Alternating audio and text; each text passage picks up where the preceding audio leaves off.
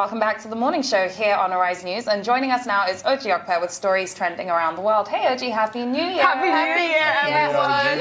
Hi. How was the ball drop? How was New York? It was awesome. It was very, very cold, but I loved every moment. You look great. I loved your picture. Exactly. Yes. I told her those gloves. Oh, Ojy. yeah, I owe you I was those. looking at that jacket. It's actually okay. The jacket for you, the gloves for you, and Dr. Bati. Win-win. Anything. Well, all right. Well, good morning to you, viewers. We begin what's trending today in Nigeria. The national leader of the ruling All Progressive Congress, Asiwaju Bola Ahmed Tinubu, has said it's too early to be talking about a succession plan for President Muhammadu Buhari. The APC leader who visited the president in Abuja on Tuesday told reporters after the meeting that the agitation over the zoning arrangement for the 2023 presidential election is only a result of the restlessness of Nigerian politicians. He cautioned political groups to stop the distraction and support the president in his development agenda.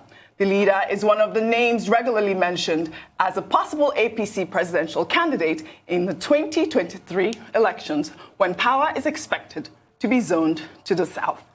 I mean, he was trending yesterday on Twitter, and it seemed that everyone was saying that he's kind of playing down his political agenda. I don't know what your take is. If he has a political agenda, you will not expect that, he will announce that agenda or his ambition or his interest in a chance encounter with State House correspondents. Right. And in any case, the way he spoke is consistent with the position of the president, who he had gone to visit correct. Just to pay him, New Year homage. And he made the point that, look, we should focus. What President Buhari wants is for Nigerians to focus on the task of governance. We've just finished an election. The president has less than 4 years now ahead of him to deliver on his promises to Nigeria. Right. So the occasion of a visit to the president would not have been the appropriate, politically correct occasion for him to be responding to questions as to whether he would like to run in 2023 or not. Absolutely not. Yes. But I agree with him in the sense that politics in Nigeria tends to be all about elections. We forget that politics is also about governance. Governance, which is Did you most notice important thing. when the Supreme Court gave their judgment, their verdicts about Atiku's petition, the papers were full of that. The very next day, all the headlines were 2023. Exactly. I was like, guys, come on, This zoning issue is like so ridiculous that everyone is focusing on that. I don't understand. And it just seems to be everywhere right now in the news, the zoning aspect. But in any case, the conversation, in some regards, may be quite useful. Because, only this morning we were talking about Igbo presidency. Yes. Whether it's possible or achievable or not. So the people will always have that conversation. All eyes on 2023 But those who are in already. positions of leadership should not allow themselves to be distracted. Absolutely. Right. They have to focus, and in the president's case in particular, he needs to deliver on his promises, and he needs to build a legacy that he himself, can define and shape a narrative around it. That's very correct. Well, still in Nigeria, the Borno State Governor Professor Babagana Umar Zulum on Tuesday praised the Nigerian army for its immediate intervention into the alleged extortion of Borno people by soldiers at checkpoints. The governor had on Monday accused soldiers and policemen on watch at the entry point into Maiduguri of extorting 1,000 naira from individuals who could not present their national ID card. The accusation made the authority of the Nigerian army to issue a statement that an investigation had been approved into the unraveling and punishing officials involved in the crime.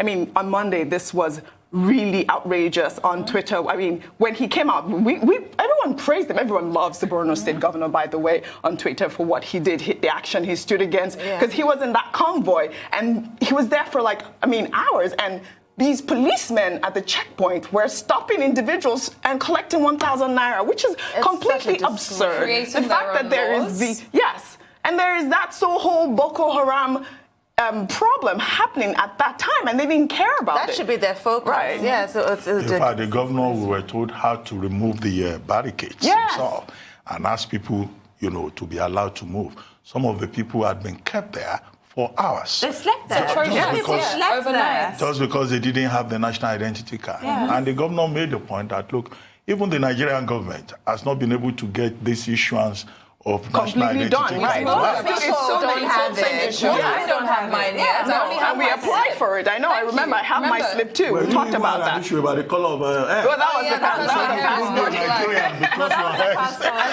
The funniest part about that is the passport picture ends up being black and white.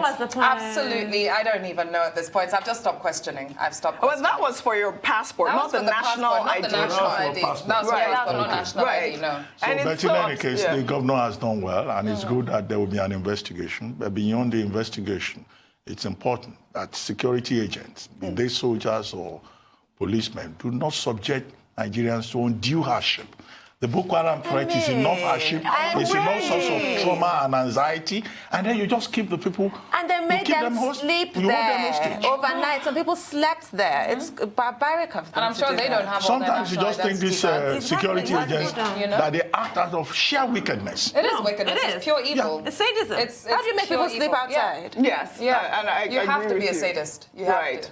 I mean, you can call it weakness, but I think it's just the fact of the economic hardship as well with these police officers and the soldiers. Obviously, they are hungry, and that's the way. Poverty does not justify professional misconduct. Justify it, but that's it does always because they're not properly compensated. Absolutely. Then they now resort to this. It's a whole problem. It's a whole. Think about their mental health status. The mental health status of half of our soldiers, most of our soldiers. I mean, it's a messed up situation. Well, all right, let's head over to the U.S. now. Social media users in the U.S. have had mixed reactions over an alleged $80 million bounty that has been placed on President Donald Trump's head in Iran in the wake of General Qasem Soleimani's assassination. It was alleged that during the televised funeral of General Qasem Soleimani, an unidentified eulogist said that $1 should be tabled for every Iranian in the country, with the cash going to whoever killed the U.S. president. An Instagram post with the headline, Iran offers $80 million bounty for Trump's head for death of general, caught the attention of Hispanic comedian Ojy Okpe, who immediately replied saying, "We'll do it for half." Many conservatives did not take his comment, which appeared to be a joke likely.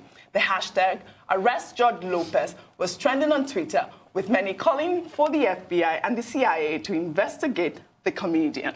It was clearly a joke, but a joke in poor taste. I don't think the joke is funny. He should never have said that. And he's American. I mean, I don't understand what he was thinking, why he wrote that. Madonna made a similar statement as well, just after President Trump was elected. And I just find it, why are you calling for somebody's death, even as a joke? Yes, you don't do that. No, it's really awful. Which was a point Tinubu made earlier when we had Yvonne Ojy, that how do you walk the tightrope between, entertaining people and making sure that you do not offend them. Yes. And then perhaps I think the problem with Ojy Okpe's joke at this time is that, look, the timing of it. Right. At the time when Iran had just bombed, air bases belonging to the U.S. in Iraq, and there's so much tension and anxiety in the entire world, oil prices spiking, stock markets dipping, and then you come with a joke about murder. It's awful. And you think it is right. And then he was even calling on Latinos to see what they can do about it. He's a Mexican American. Yes, he's a Mexican, Spanish American, and I think it was unacceptable. I mean, the call for his investigation is well on the way, and I don't agree with that. I don't know though, because I mean, it is you can tell that it is just a joke gone wrong. Yeah, right? I don't think it's but I think he should really be strongly condemned for that joke. But Ojy, you would have seen Kathy Griffith in your trip to New York, if not for her poor joke. Remember, she had the decapitated head of Donald Trump all bloody, thinking that was funny, and it lost her several jobs, including that New Year's job. It's not done. Whatever you think of Trump, it's disgusting. Exactly. Exactly. Well, let's take our final story under entertainment. The 73rd British Academy Film Awards nomination was announced on Tuesday, and the lack of diversity has infuriated many in the industry. Among those nominated, not a single person of color featured out of 18 people nominated across the 4 leading and supporting actor and actresses categories. Some executives at the UK's prestigious British Academy of Film and Television Arts Awards have acknowledged the lack of diversity, some calling it disappointing. The lack of gender diversity was also addressed by executives following the nominations. The award ceremony, which is seen to be an important indicator for the Oscars, will be held on February 2nd, 2020. BAFTA so white. Yeah, first BAFTA so white, now BAFTA so white. Incredible. And we've run out of time. Yes, Thank you. Thank you very much. Thank you.